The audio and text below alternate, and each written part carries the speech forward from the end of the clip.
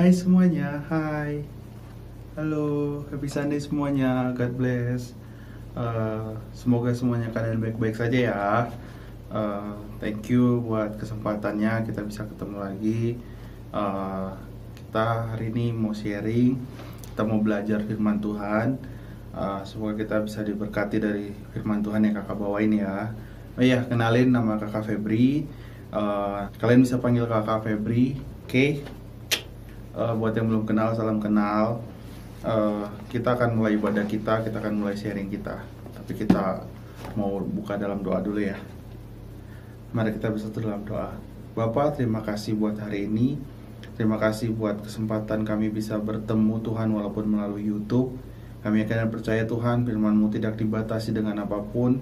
Kami tetap bisa mendengar firman-Mu dengan baik. Kami bisa menjadi pelaku firman-Mu Tuhan di kehidupan kami sehari-hari.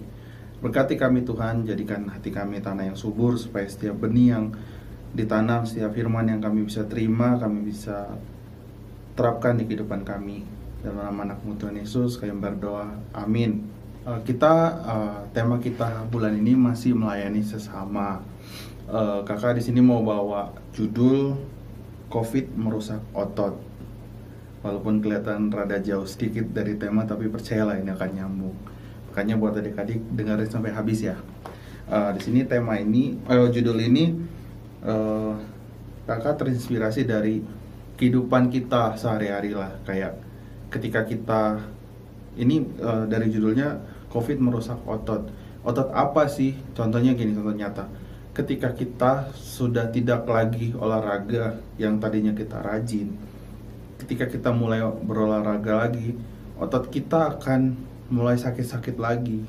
Nah, otot rohani kita juga kalau kita biarkan kita lalai dengan keadaan COVID, kita keadaan masih semuanya online, otot rohani kita atau semangat rohani kita bisa kendur. Kita tidak semangat lagi dengan alasan, aduh, gerejanya online, kurang semangat, nggak ketemu teman.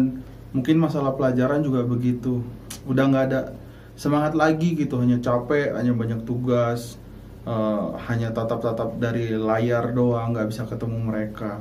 Itu menjadi alasan-alasan kita sehingga otot-otot rohani kita, semangat-semangat kita dalam sekolah itu hilang.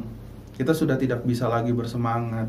Sama kayak olahraga tadi, ketika kita diamkan otot kita hilang otot kita, mungkin jadi kayak menciut, jadi nggak kuat lagi. Ketika kita tadi nge-gym, kita olahraga fitness, kita sudah tidak bisa ngangkat berat lagi. Mungkin dulu waktu kita rajin olahraga, kita ngangkat beban itu mungkin bisa 20 kilo, 30 kilo. Tapi ketika kita sudah tidak olahraga, kita lama diam, kita hanya makan, nongkrong, main, kita nggak latih otot kita itu jadi kayak rusak. Otot kita itu sudah tidak kuat lagi. Nah, di sini kita mau saling belajar, kita sama-sama belajar supaya semangat kita, otot-otot rohani kita tidak menciut, tidak rusak gitu. Jadi kita supaya tetap bisa menjadi anak-anak Tuhan, kita menjadi garam dan terang secara baik di kehidupan kita, oke?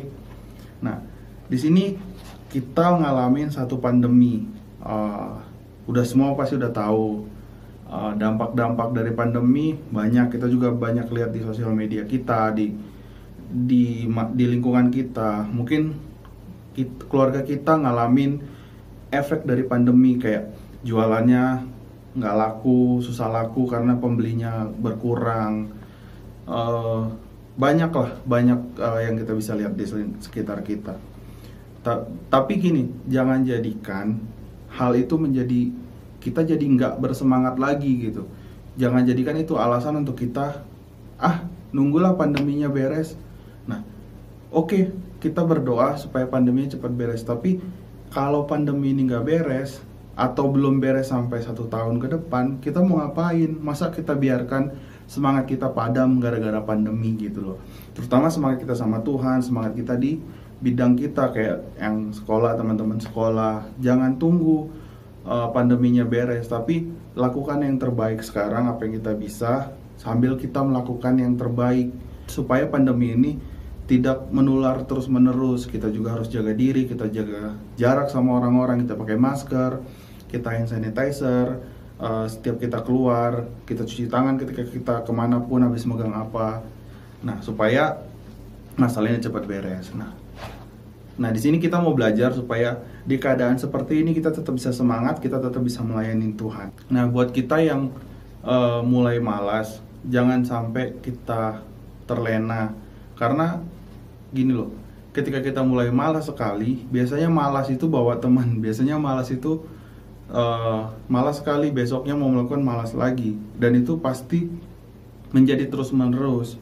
Makanya kita harus berani stop.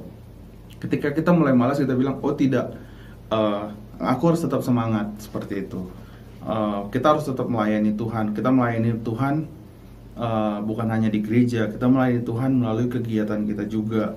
Kegiatan apa? Kegiatan kita sehari-hari. Ketika kita sekolah, kita dapat tugas, kerjakan semaksimal mungkin. Setiap tugas-tugas yang guru kasih, pelajari dulu. Sebelum dijawab, cari dulu referensinya dari halaman berapa, sehingga ketika kita mengerjakan tugas, kita bisa mengerjakan tugas itu dengan baik, dan kita akan dapat nilai yang terbaik juga.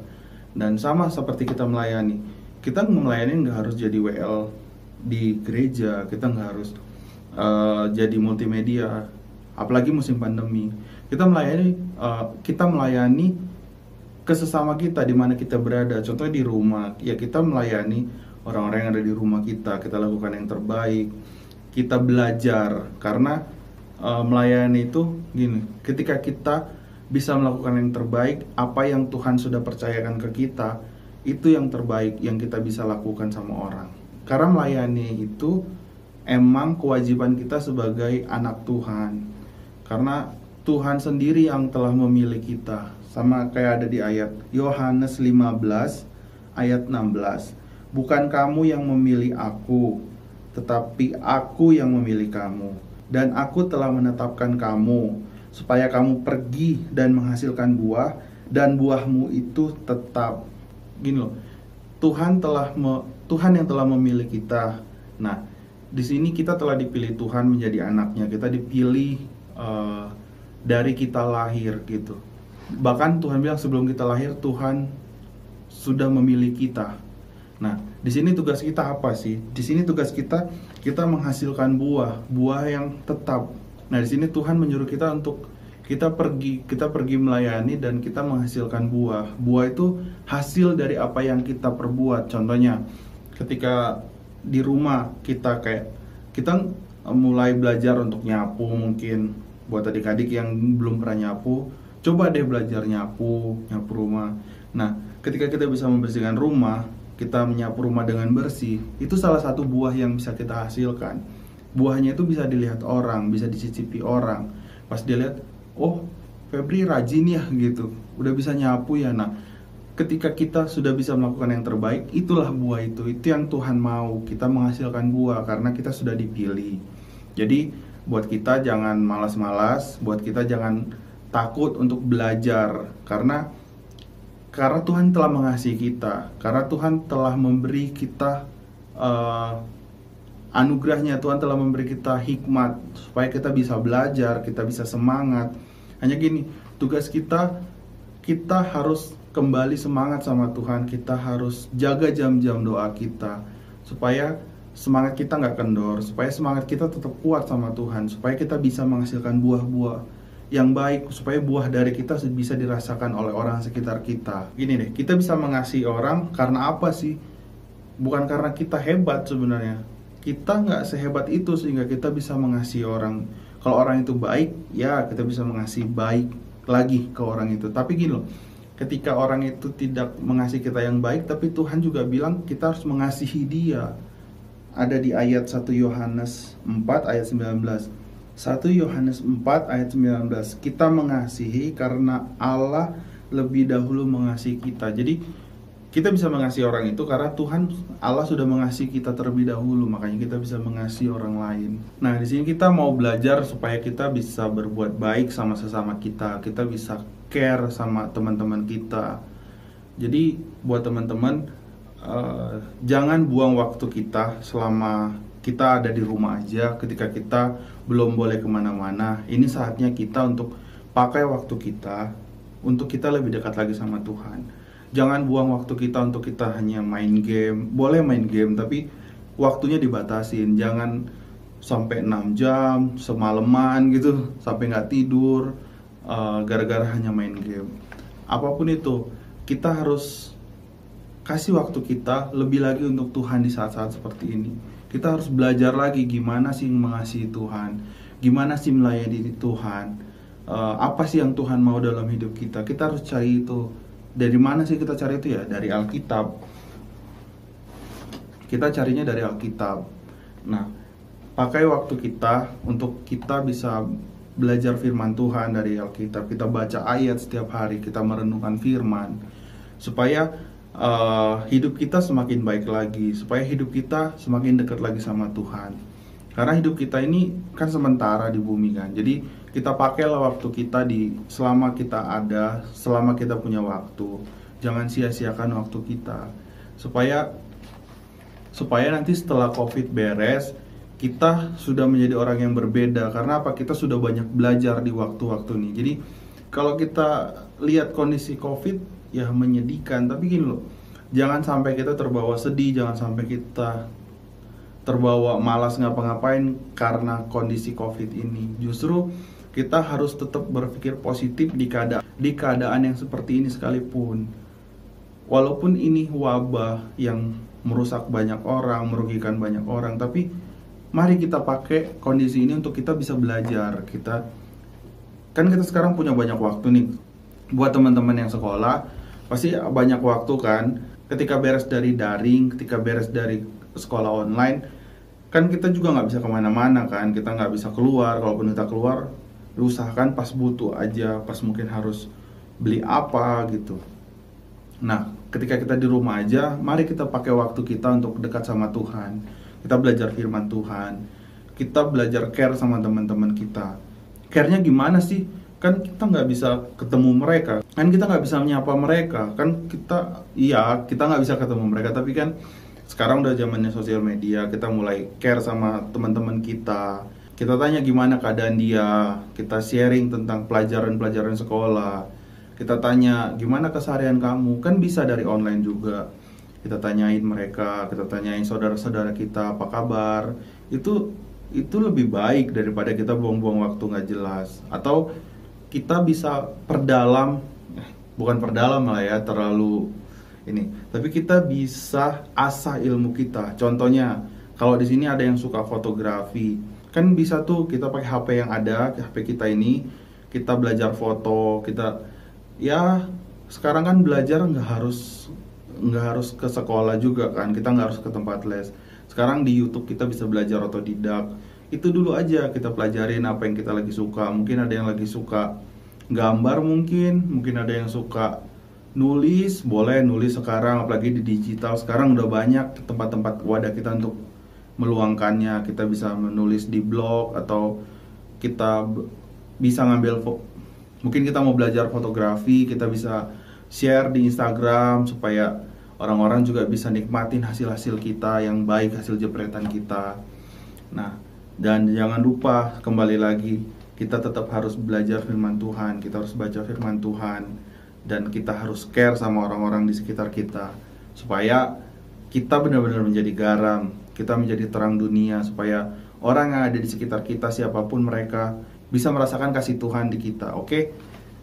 Supaya kita menjadi penerus-penerus bangsa yang luar biasa, orang-orang yang takut akan Tuhan, supaya talenta kita, bakat kita bisa berguna buat orang lain. Oke? God bless semua, thank you. Jadi kita semangat supaya otot-otot rohani kita, semangat kita tidak kendur, supaya kita semakin kuat, kita semakin berdampak buat orang-orang di sekitar kita. Mungkin sharing kakak segitu dulu. Buat teman-teman, jangan lupa merenungkan firman ini ya, supaya bisa merema, supaya kita tetap bisa menghasilkan buah dan melayani sesama kita. Mungkin segitu dari kakak. Kita mari tutup dalam doa ya. Bapa, terima kasih buat sharing hari ini Tuhan. Terima kasih buat kesempatan kami bisa mendengarkan firman-Mu Tuhan. Febri mau berdoa buat anak-anak sekolah minggu GPP Sejahtera, supaya mereka tetap ada dalam lindungan-Mu Tuhan. Jauhkan mereka dari mara bahaya, jauhkan mereka dari segala virus yang ada Tuhan. Kami yakin dan percaya Roh Kudus-Mu menyertai mereka. Kami juga bersatu hati berdoa buat studi mereka, supaya mereka menjadi anak yang luar biasa di sekolah mereka, supaya mereka menjadi anak yang Kau pakai Tuhan, supaya mereka bisa menjadi dampak dimanapun mereka berada ya Bapa. Kami juga bersatu hati berdoa buat orang tua dari teman-teman kami. Kami yakin dan percaya mereka dalam lindungan-Mu, mereka dalam kuasa-Mu Tuhan.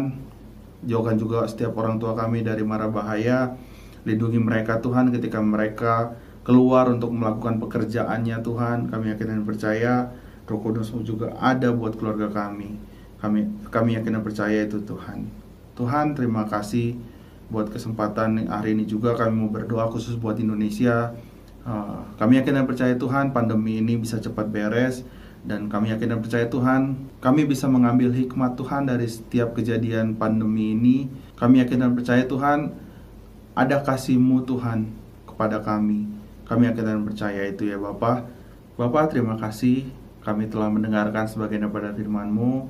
Terima kasih Tuhan buat kesempatan hari ini Tuhan. Kami yakin dan percaya firman-Mu tidak kami dengar dengan sia-sia, tapi kami yakin dan percaya rema dari setiap firman-Mu ada bersama kami Tuhan.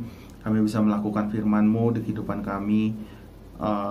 Tuhan, kami juga bersatu hati berdoa buat teman-teman kami yang ada di sini Tuhan, buat Youth GPP Sejahtera Tuhan. Kau yang berikan hikmat Tuhan buat mereka dalam studinya. Kau yang pakai mereka Tuhan, supaya mereka menjadi contoh, supaya mereka menjadi berkat buat orang-orang yang ada di sekitar mereka. Berikan mereka kepintaran Tuhan. Kami yakin dan percaya mereka bisa belajar dengan baik Tuhan, walaupun dengan keadaan online. Kami juga bersatu hati berdoa Tuhan buat orang tua teman-teman kami. Kau yang jagai mereka Tuhan, untuk mereka mencari nafkah. Kau yang berkati setiap usaha dan pekerjaan mereka. Kau yang pimpin mereka Tuhan di luar sana, supaya mereka jauh dari mara bahaya, mereka jauh dari COVID. Kami yakin dan percaya Tuhan, kuasa-Mu menyertai mereka juga. Kami juga berdoa buat Indonesia Tuhan, supaya Indonesia cepat pulih, supaya Indonesia kembali damai lagi Tuhan dari segala keributan-keributan yang ada. Kami yakin dan percaya Roh Kudus-Mu menyertai pemimpin-pemimpin kami yang ada di Indonesia ini Tuhan. Kami yakin dan kami percaya itu, dan kami yakin itu Bapa. Terima kasih Tuhan buat hari ini. Semoga firman-Mu tetap bisa mengalir setiap hari di kehidupan kami. Kami serahkan segala kehidupan kami ke dalam tangan-Mu.